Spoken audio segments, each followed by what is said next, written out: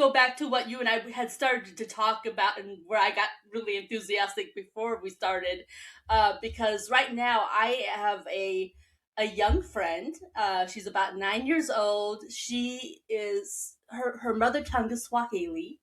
Her mother is learning English herself and doing well, but not as well as I would wish.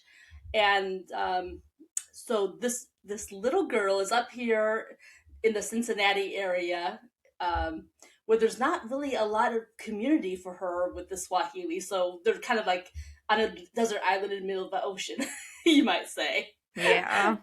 And so recently I volunteered to help her improve her English ability to write, ability to read, and found that she was an interesting mix because on some levels her reading skills were age appropriate and some of her reading understanding was less than her current age appropriate.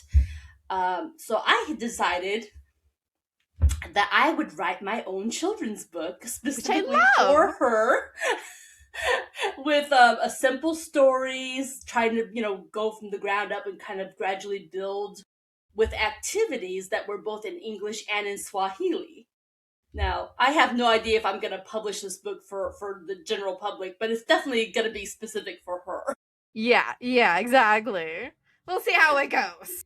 Well, exactly. I mean, if it's really good, I might share it because there's probably other little boys and girls out there who could probably use something like that, but I don't know.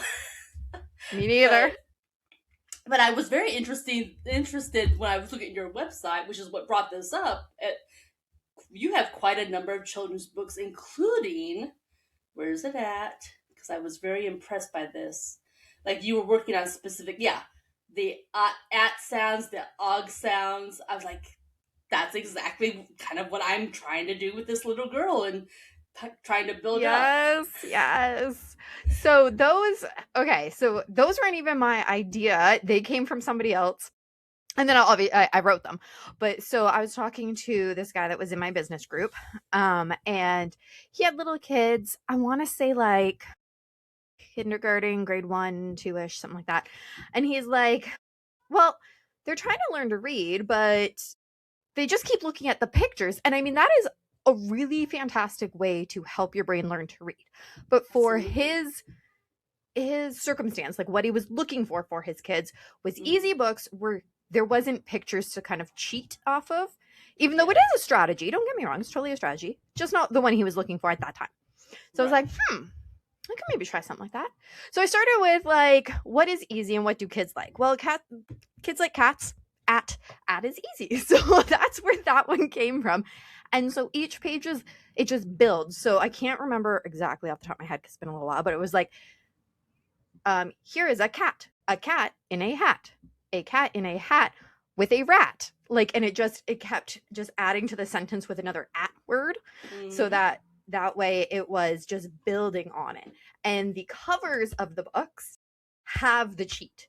So it's not that the cheat isn't there. It's that they draw the picture to go along with the words. Cause I mean, kids love being creative too. Right. So they can kind of cheat. You use the strategy. I don't want to say cheat. They use the strategy of pictures, but from the front. So there'd be like a cat, a rat, a bat, a hat. Same with the dog. So it was a frog on a log and a dog went for a jog. That is adorable. There's so many og sounds and you don't even think about it until you start doing it.